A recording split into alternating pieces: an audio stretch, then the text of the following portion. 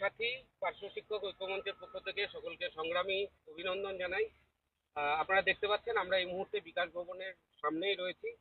আমরা আজকে অনেকটা সময় এই বিকাশ ভবনের বিভিন্ন অফিসার, বিভিন্ন দপ্তর, বিভিন্ন জায়গায় আমরা আজকে ঘুরেছি।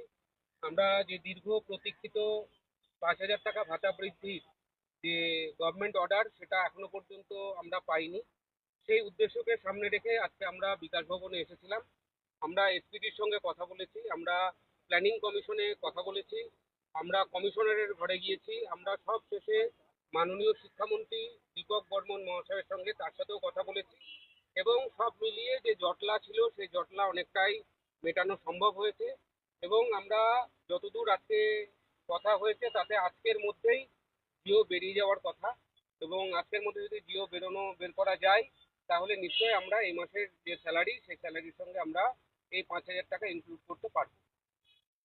নেক্সট মন্ত্রীর সঙ্গে আরও যে বিষয়গুলো কথা হয়েছে সেটা সিসিএল নিয়ে আলোচনা হয়েছে। খুব তাড়াতাড়ি সিসিএল এর একটা অর্ডারের চেষ্টা করছে, এটা অর্থ দপ্তর থেকে পাস হয়, তো ওনারা ফাইল পাঠিয়ে সেটাকে যাতে পাস করানো যায় সেই বিষয়ে চেষ্টা চলছে। অন্যদিকে আপনারা বারংবার যে বিষয়টা আমাকে বলেছেন সেটা হচ্ছে ২০১৬ সালের টেট পাস যারা রয়েছেন 10% তাদের এখনো রিক্রুটটা হয়নি। সেই বিষয় নিয়ে আজকে মন্ত্রীর সঙ্গে কথা হয়েছে, মন্ত্রীকে বলেছি উনি ওটা দেখবেন। ওনার বিষয়টা উনি জানতেন না এতদিন, তো ওনাকে জানানো হয়েছে, উনি এটা আগামী দিনে আমাদেরকে আপডেট দেবেন। অন্যদিকে আরও যে বিষয়গুলোর কথা হয়েছে সেটা সাঁওতালি ভাষার যা শিক্ষা ব্যবস্থা রয়েছে সেখানে ওদের যে সিলেবাস রয়েছে সেই সিলেবাসটা বিষয় নিয়েও কথা হয়েছে। আগামী শিক্ষাবর্ষে তাদের সিলেবাসটাও পরিবর্তন হবে এবং পরিমার্জন হবে। অন্যদিকে এনআইওএস বিষয়টা যেটা রয়েছে সাঁওতালি ভাষার পার্শ্ব শিক্ষকদের জন্য, সে বিষয়টা নিয়ে আমরা আগামী দিন এটা নিয়ে ওনার সঙ্গে আবারও আপডেট দেব।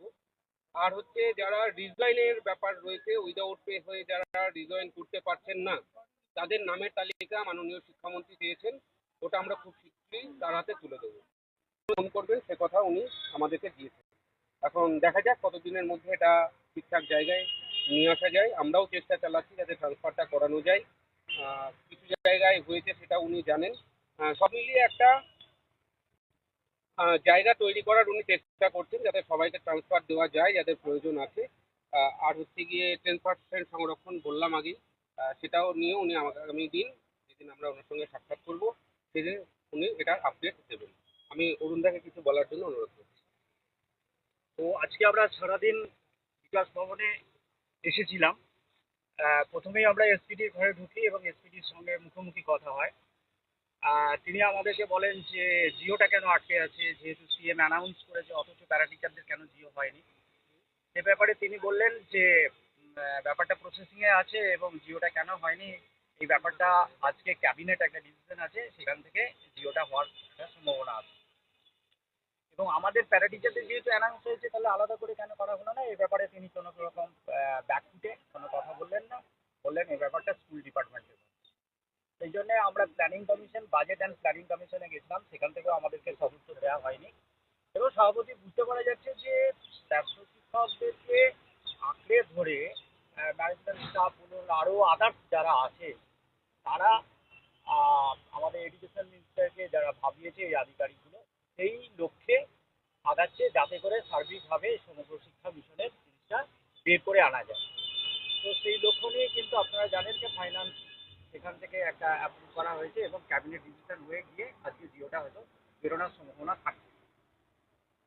বাকি আমাদেরকে যেটা যে পার্শ্ব শিক্ষকদের সংগঠিত হওয়ার ক্ষেত্রে আমাদেরকে সংগঠিত থাকতে হবে এবং আগে যেহেতু প্যারা টিচারদের আলাদা করে অর্ডার বেরোতো সেই অনুযায়ী আমরা মুখ্যমন্ত্রী শিক্ষামন্ত্রীকে আজকে বলেছি যে এটাকে বিচ্ছিন্ন করার চেষ্টা করুন।